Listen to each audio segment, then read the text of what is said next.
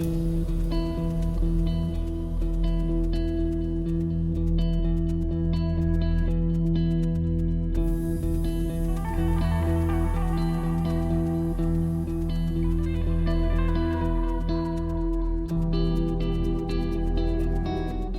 students, I am Ankita Bharti from the Media Department of Manarashna International Institute of Research and Studies.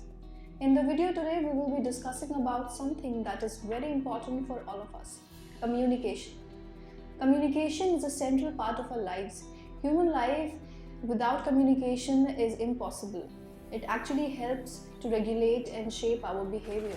So let us find out what communication means and also the process and elements of communication. See, communication is more than just transmission of ideas and thoughts. It is a dynamic process of action, and when I say dynamic, it implies that it is a process of sharing or exchange of ideas, exchange of knowledge, attitude, feeling among two or more persons to generate a favorable response either through signs or symbols.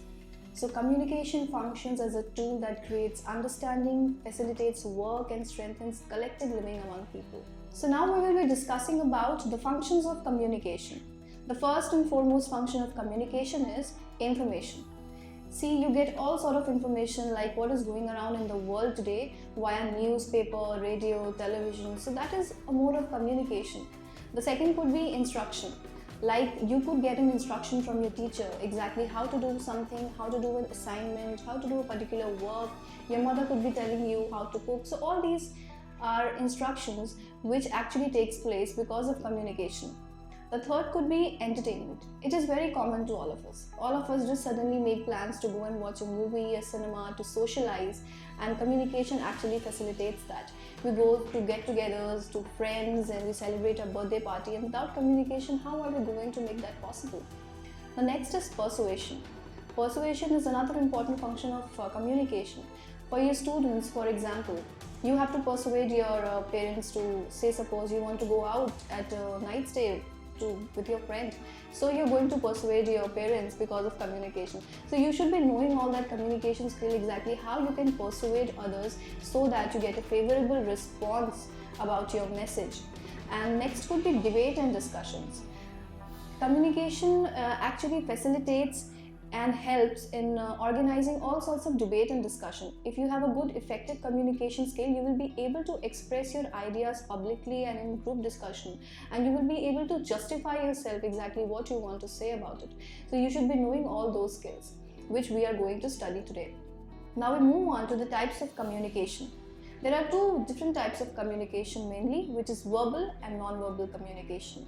When we say verbal, it involves the usage of words, which is of two types again, oral and written. Oral communication could be a voice chat over internet, or maybe a face-to-face conversation, or maybe a teacher is teaching in your class or something like that, which is actually involves usage of words.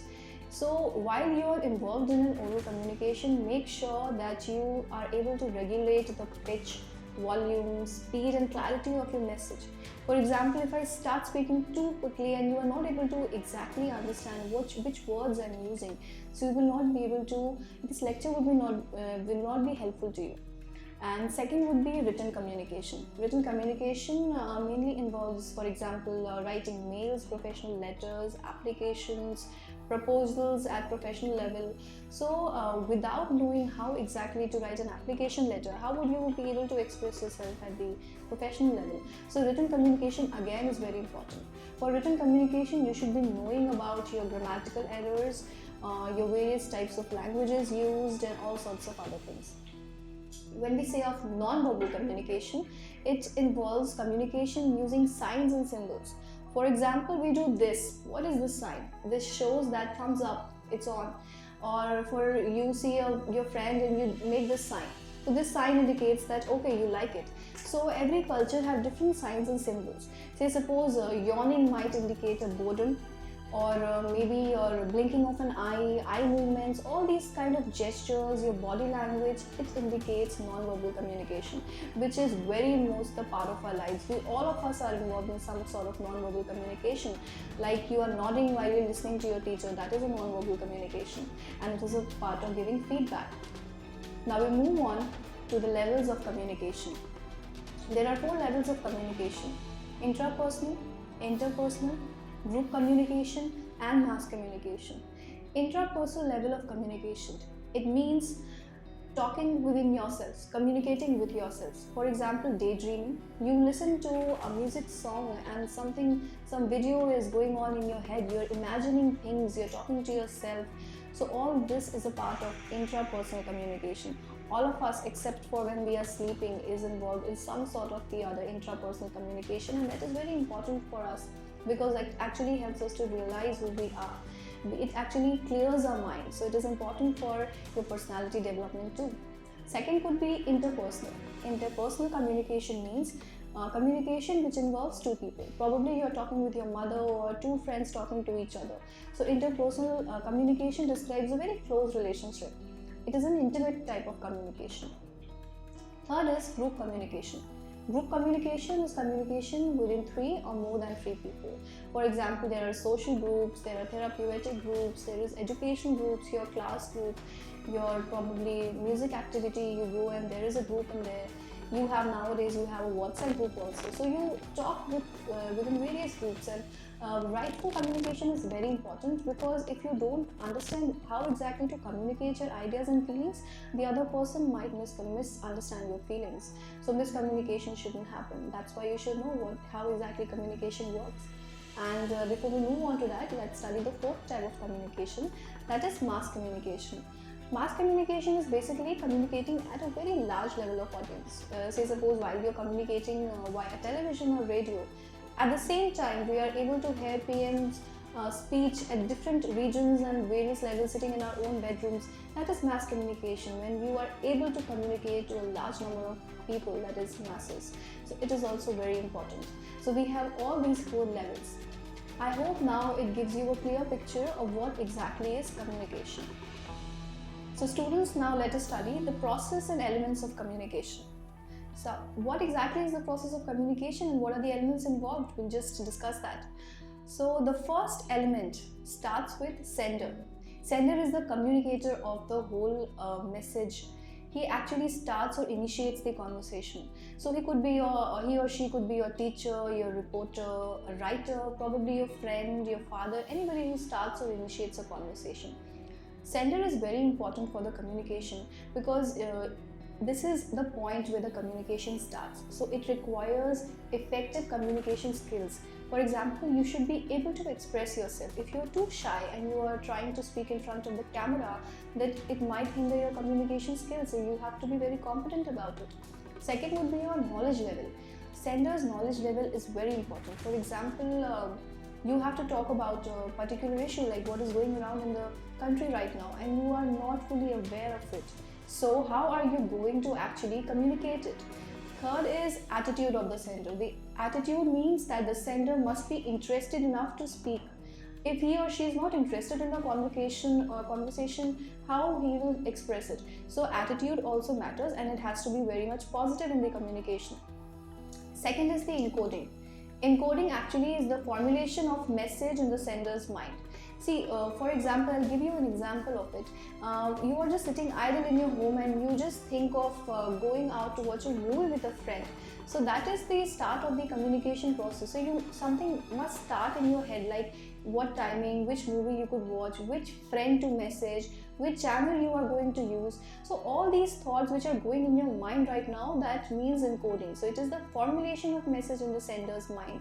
Sender must choose a medium which is suitable for the receiver, and also the message, exactly what he or she is going to type. So after he has calculated everything in the mind, then it formulates into the message. Message is the actual content of the message, which is the third element. So the first was sender, the second element was encoding, the third is the message.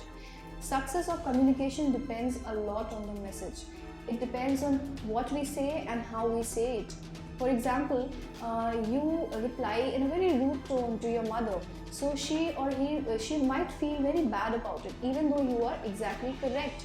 You have to be very apologetic, you have to be very sincere and disciplined when you're talking to your elders. So the way we communicate the message is also very important, because if you do not say the message properly, it can distort effective communication, and if you do say it, it will enhance the communication. So please focus on the message too, exactly which words you are choosing and everything else.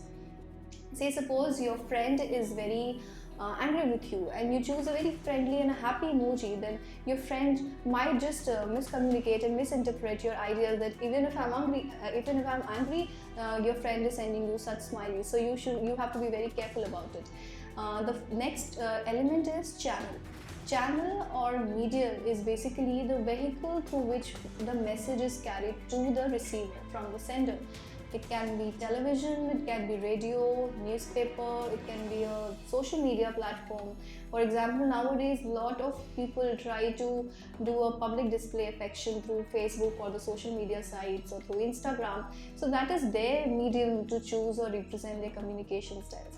So this is the channel. Choosing a channel is also very important because you have to keep in mind what the receiver's idea is. Say suppose if you have to give a message to your grandfather and he is not very, he doesn't know the digital platform so well. So you cannot be just sending such messages on WhatsApp so that he doesn't understand. You have to call and tell him. So please be careful while you choose an effective channel because it really affects the communication process. The next is decoding. Now decoding is the interpretation of message by the receiver. Actually receiver and decoding go hand in hand.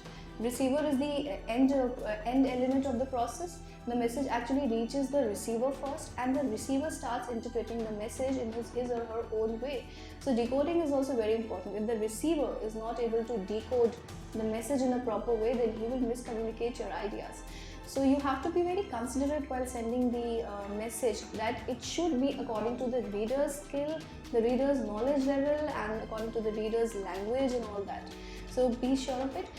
Receiver looks for the meaning in the message, which should be both common to the sender also and to him or her also. The last could be the feedback. See, communication is effective only when we get a favorable or not so favorable response. So feedback is the response which the receiver gives to the communicator.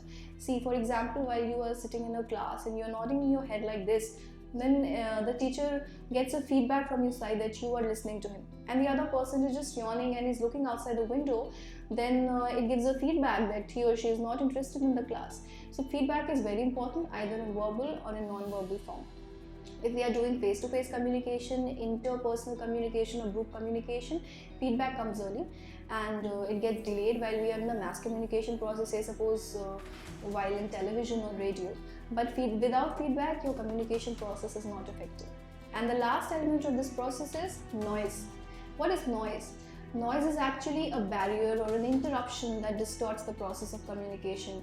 Like you're speaking to somebody and suddenly there is a lot of background noise with loud music and you are not able to listen or you are not able to speak, then that could be one barrier. Second could be, for example, you're feeling very ill, you have had medicine, so you could not concentrate in the class, so teacher could see that you are not interested, but it is the effect, it is the dizziness is the effect of the medicine. So that could be one barrier. Then there are a lot of psychological barriers also. For example, prejudice. I already have an opinion about somebody. So suppose I support a particular political party, and that particular political party, even if they will say something good that is actually in my favor, I would not accept that because I don't like them. So this also happens. So communication has a lot of psychological barriers also. So it is very, we have to be very careful while we are communicating. And I hope that this lecture is fruitful to you because communication is a process which we need at every stage of our lives. So please look at all these 8 elements and try to be very effective while you are speaking. Students, I hope this lecture was interesting to you. If you want to contact me at any point of time, you can contact me at my email ID, which is ankita.fmeh@mriu.edu.in. Thank you so much for listening.